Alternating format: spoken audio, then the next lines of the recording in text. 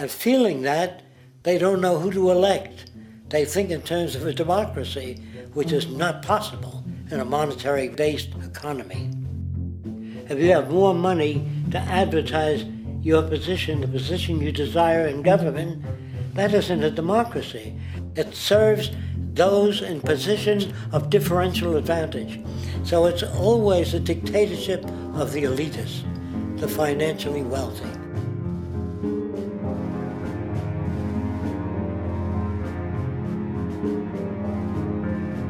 It is an interesting observation to note how seemingly unknown personalities magically appear on the scene as presidential candidates. Then, before you know it, somehow you are left to choose from a small group of extremely wealthy people who suspiciously have the same broad social view. Obviously, it's a joke. The people placed on the ballot are done so because they have been pre-decided to be acceptable by the established financial powers who actually run the show.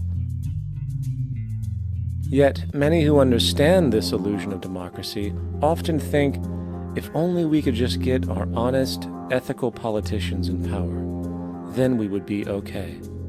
Well, while this idea, of course, seems reasonable in our established-oriented worldview, it is, unfortunately, another fallacy.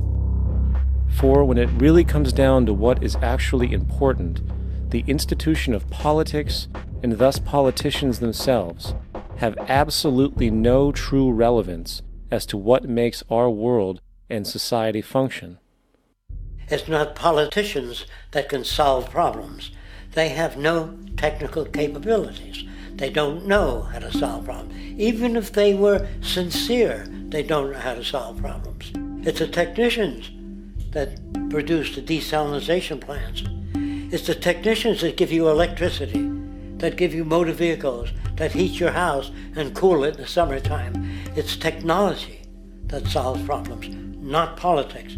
Politics cannot solve problems because they're not trained to do so. Very few people today stop and consider what it is that actually improves their lives.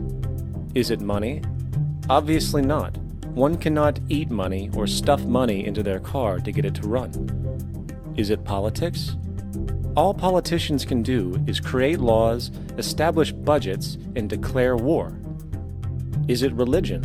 Of course not. Religion creates nothing except intangible emotional solace for those who require it.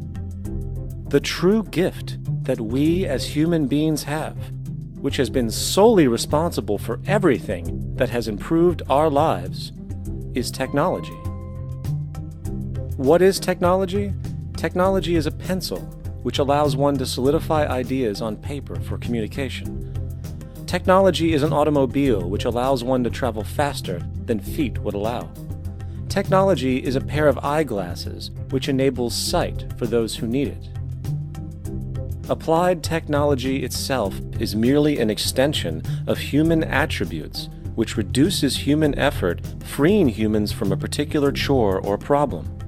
Imagine what your life would be like today without a telephone, or an oven, or a computer, or an airplane. Everything in your home, which you take for granted, from a doorbell, to a table, to a dishwasher, is technology generated from the creative, scientific ingenuity of human technicians, not money, politics, or religion.